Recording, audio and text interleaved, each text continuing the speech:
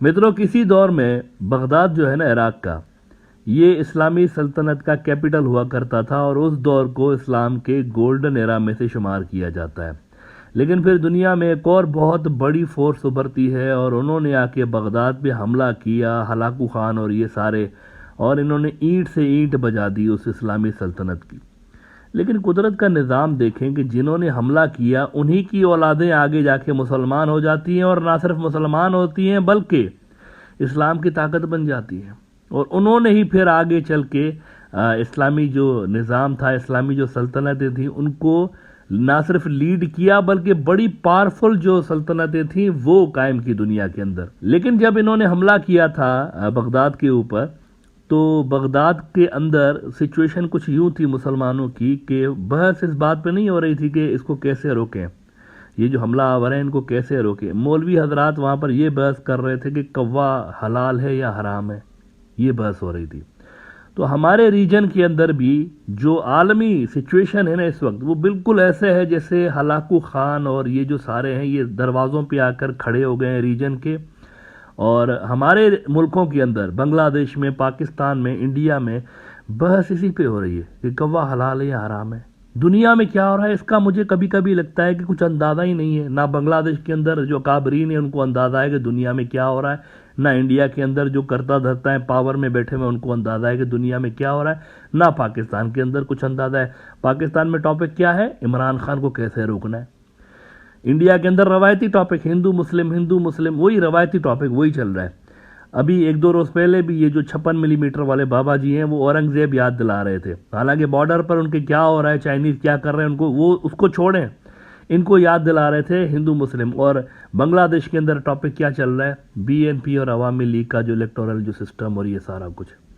दुनिया में क्या हो रहा है, आज मैं आपको कुछ 2-3 ऐसी बातें बता रहा हूँ पिछले 24-48 घंटों में दुनिया में क्या हो रहा है, हमारे रीजन में क्या हो रहा है, जो कि सारा कुछ हमसे रिलेटेड है। असल में हम ही मुल्कों से, तीनों मुल्कों से रिलेटेड है। आप ज़रा ये सुनिएगा, अभी जो मैं आपको डेवलपमेंट्स बताने जा रहा हूँ जो कि रीजन के अंदर हुई है, आपको खुद अंदाज़ा हो जाएगा कि हम यही बहस कर रहे हैं बेसिकली कि कौवा हलाल है या हराम है।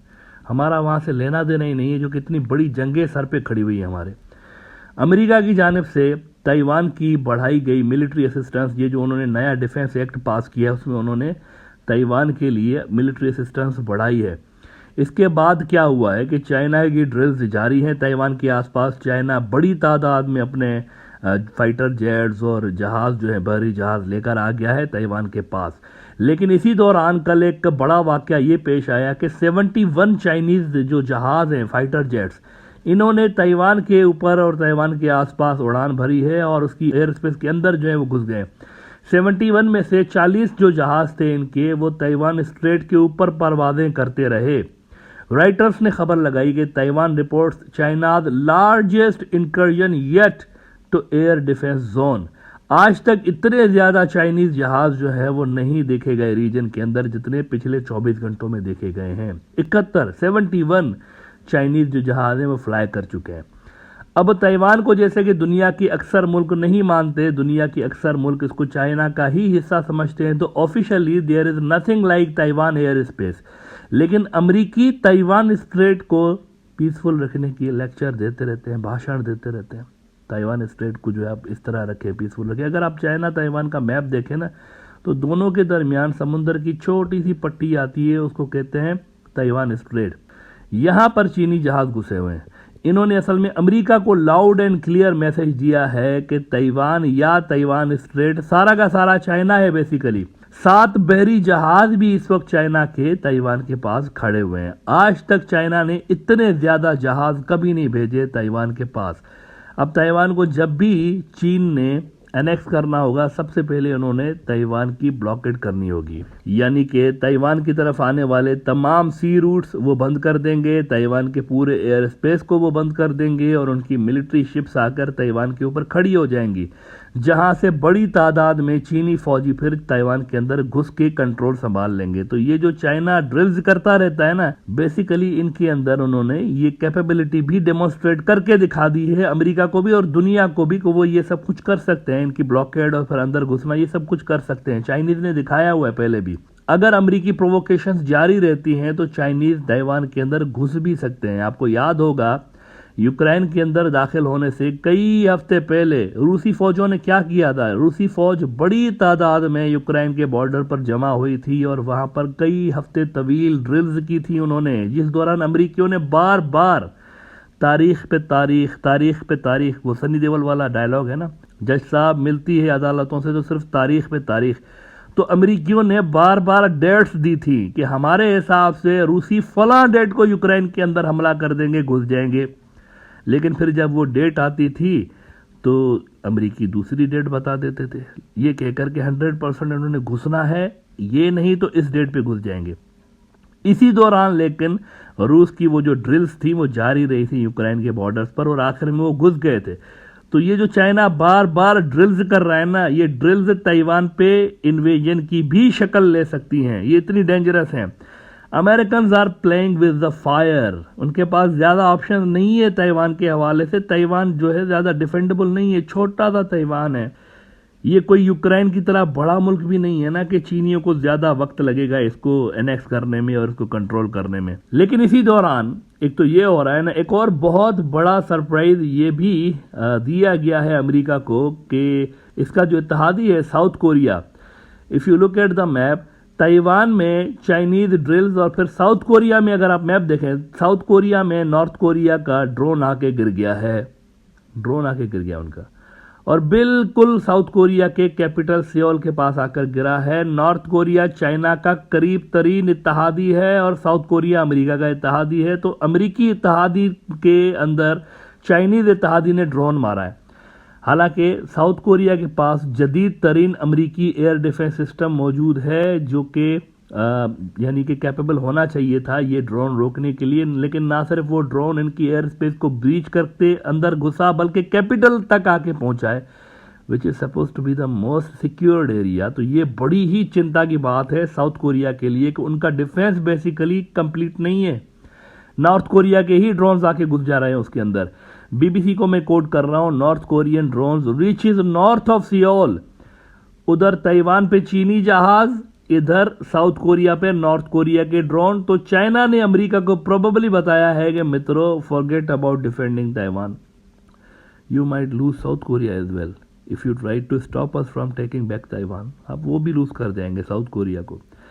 अच्छा, जवाब में वैसे साउथ कोरियंस ने भी फायर मारे हैं, वार्निंग शॉट उन्होंने मारे टुवर्ड्स नॉर्थ कोरिया। अल जजीरा खबर लगा रहा है कि south Korea fire shots sending jets after invading north drones. लेकिन मित्रों पिक्चर अभी बाकी है, ताइवान और साउथ और नॉर्थ कोरिया का नहीं, अभी एक और भी बड़ा मसला सर पे खड़ा हुआ है। If you see this map, एक अमेरिकी इत्तेहादी ताइवान के ऊपर चाइनीज जेट्स आए हुए हैं पिछले 24 घंटों में, दूसरे अमेरिकी इत्तेहादी साउथ कोरिया के अंदर ड्रोन गिर रहे हैं नॉर्थ कोरिया के, तीसरा अमेरिकी इत्तेहादी इस रीजन का जापान, वहां पर क्या हो रहा है, उधर भी चाइनीज ने अमेरिका को एक तरह से गर्दन से दबोचा हुआ है। रूसी और चीनी मिलिट्रीज मौजूद है वहां पर जापान के पास बिल्कुल, और रूसी और चीनी वहां पर ड्रिल्स कर रहे हैं, जापान के पानियों के पास ड्रिल्स हो रही हैं। इसके अलावा रूसी जो है ताइवान के पास भी ड्रिल्स में शामिल हैं, चाइना के साथ रूसी भी हैं, उधर ताइवान के पास रूसी भी हैं। तो ये कनेक्टेड है सारी की सारी चीज़ें। जापान के पास भी रूसी चाइनीज ड्रिल्स हो रही हैं, ताइवान के पास भी रूसी चाइनीज ड्रिल्स हो रही हैं। ताइवान पे जो है वो चाइना का क्लेम है, जापान के कोरल आइलैंड्स पे रशिया का क्लेम है। तो दोनों जगहों पे दोनों मुल्क साथ हैं। साउथ चाइना मॉर्निंग पोस्ट की मैं खबर रेफरेंस के तौर पर लगा देता हूं, जो कि मैं हमेशा करता हूं, रेफरेंस बड़ा ज़रूरी होता है जनाब। China Russia begin naval drills in waters near Taiwan Japan. वैसे ये सारे इलाके रशिया का भी नेबरहुड है, ये सारा नॉर्थ कोरिया, तो फिर ये ताइवान, तो फिर जापान, ये रशिया का भी नेबरहुड है। जापान के ऊपर जो कोरल आइलैंड्स की जो चेन है, अगर आप मैप देखें वहाँ उसी रीजन का, जो कोरल आइलैंड की चेन बिल्कुल जापान के ऊपर से शुरू होती है और वो उधर जाके रशिया तक मिलती है। हज़ारों की तादाद में यहाँ छोटे बड़े जजीरे हैं, यहाँ पर रूसी मौजूद हैं कोरल आइलैंड्स पे। हालांकि कोरल आइलैंड्स पर जापान का भी क्लेम है, तो कोरल आइलैंड रशिया और जापान के लिए ऐसे ही है जैसे इंडिया और पाकिस्तान के लिए कश्मीर है।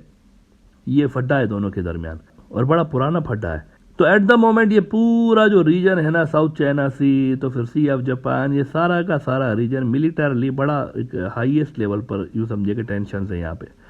This also shows how Russian and Chinese security objectives have combined together. वैसे ये अमेरिका को भी मैसेज किया है कि ताइवान पे चीन को रेजिस्ट करने का मतलब होगा साउथ कोरिया और जापान में भी इंगेज हो जाना मिलिटरली।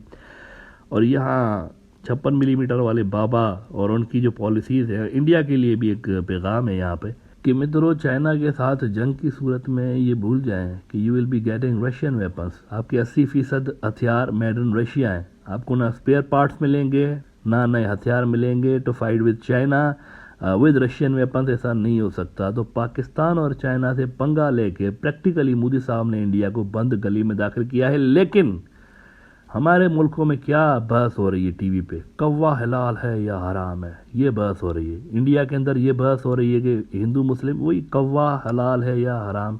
पाकिस्तान के अंदर ये बहस हो रही है, इकोनॉमी डाउन जा रही है, लेकिन और ये रीजन में देखें ये हो रहा है, लेकिन पाकिस्तान में बहस ये हो रही है इमरान खान को कैसे रोकना है, आगे इलेक्शन जो होना है उसमें कैसे रोकें, उसको आने से कैसे रोकें, उसको नाअहल कर दें, क्या करें, किस तरह करें, ये हो रहा है बस। कौवा हलाल है या हराम, बेसिकली ये बहस है।